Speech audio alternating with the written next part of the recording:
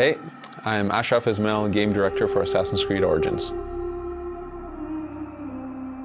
What would you say is the biggest change to combat in Assassin's Creed from Dylan? So Dylan, the biggest change to Assassin's Creed in terms of combat, it's that we've drastically changed the paradigm of what is fight. So in previous ACs, we used what we call technically a paired animation system, which means when you swing your weapon, the hero and the enemy align, they play an animation together, you wait for the animation to finish, and then you continue fighting. The change we decided, the paradigm that we shifted, is we went to what we call a hitbox system, which means that anytime you swing your weapon, no matter the distance, no matter if there's no one around you, you're gonna swing. And that means, all of a sudden, that distance matters. The speed of your weapons matter. Your position in fight relative to other enemies also matter. Because now if you have a big spear and you're swinging it around, you can hit multiple enemies all at the same time. So all of a sudden, all these parameters of a weapon really matter in the gameplay. So it's not just about the damage anymore, it's really speed, length, position in fight, the number of enemies you're fighting. That's the basis of it, and then from there, we really go deep on what weapons do the enemies have, how do they behave based on the weapon loadout they have. From heavy weapons to fast weapons to shields. All of this has a huge impact on fight and the way as a player you're meant to read the fight and react to it. What kinds of weapons will we be able to use, Megan? Megan, we have a ton of melee weapons and ranged weapons. So if I start with the ranged weapons, there's the hunter bow, which is a more traditional bow. There's the warrior bow, which is, let's say, a shotgun bow. It shoots multiple arrows at the same time and you can focus the spread. There's the rapid fire bow, which is more like a very fast pistol or an Uzi even, where you can really let out a lot of shots very, very fast. And then there's the predator bow, which is the sniper bow. For melee weapons, we have many. So you can fight barehanded, you can fight with a sword and a shield, you can fight with a spear, you can fight with heavy blunt weapons like maces, you can fight with heavy bladed weapons like giant axes, you can fight with what we call a scepter, which is a very fast staff, if you will.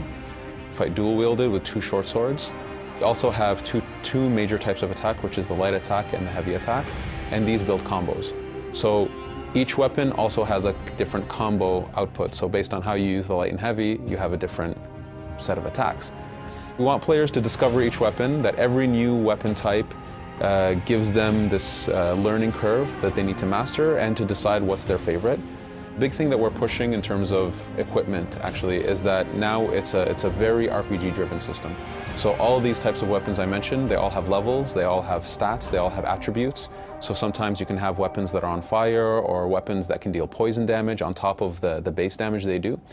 So we've really delved deep into more RPG type mechanics, but that are still credible in the world. There's a huge amount of depth in the system and we're excited for people to discover that depth and find that style that they love to play with. How do enemies react in combat? By Sarah. So Sarah, how enemies react in combat? We wanted the fight to be able to get very difficult.